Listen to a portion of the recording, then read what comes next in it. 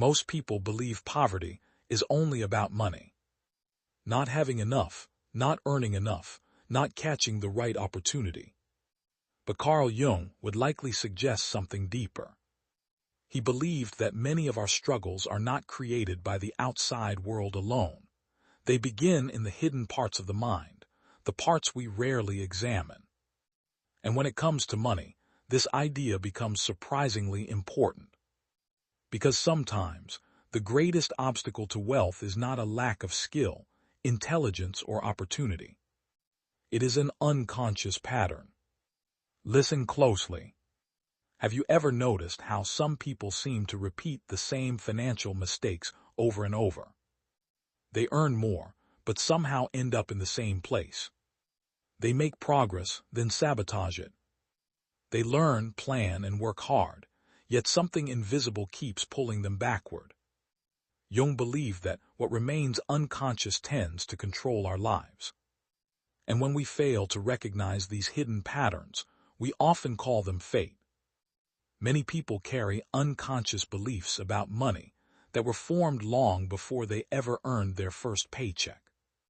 Maybe they grew up hearing that wealthy people are selfish. Maybe they learned that wanting more is greedy. Maybe they watched financial stress become a normal part of life. These beliefs sink deep into the psyche. Years later, even when opportunities appear, those hidden beliefs continue operating in the background. The conscious mind says, "I want success." The unconscious mind whispers, "Success is dangerous." And the unconscious usually wins. This is why knowledge alone is not always enough. You can read books, watch videos, learn strategies.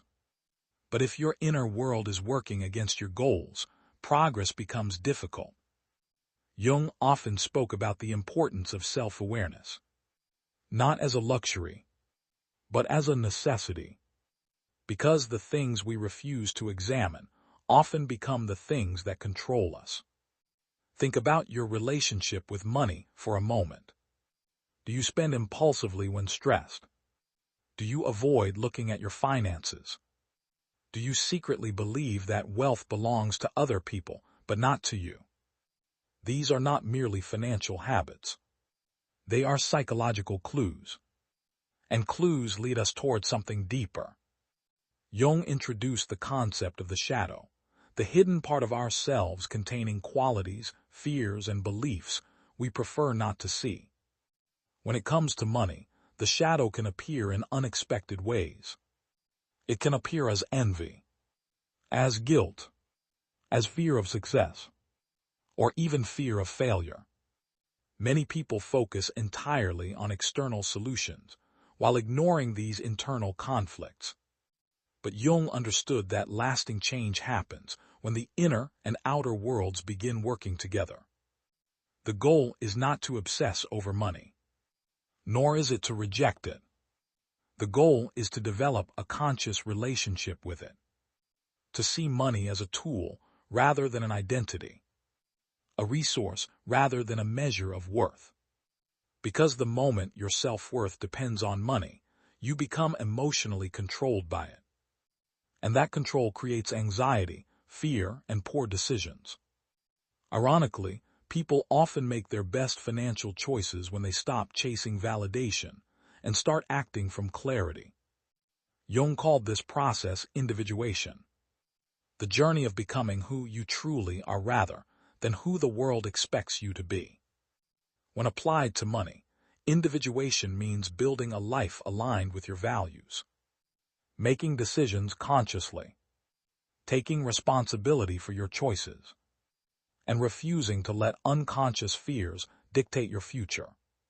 This doesn't guarantee instant wealth, but it does create something far more powerful, a mindset capable of creating sustainable growth. Because wealth is not only built through what you earn, it is built through what you understand about yourself. And perhaps that is what most people get wrong. They spend years trying to change their circumstances, while never examining the beliefs creating those circumstances. The outer world matters, but the inner world often determines how we respond to it. So before asking how to make more money, ask a different question. What unconscious beliefs are shaping my relationship with money today? That question alone may reveal more than any financial strategy ever could. If this perspective resonated with you, write "aware" in the comments.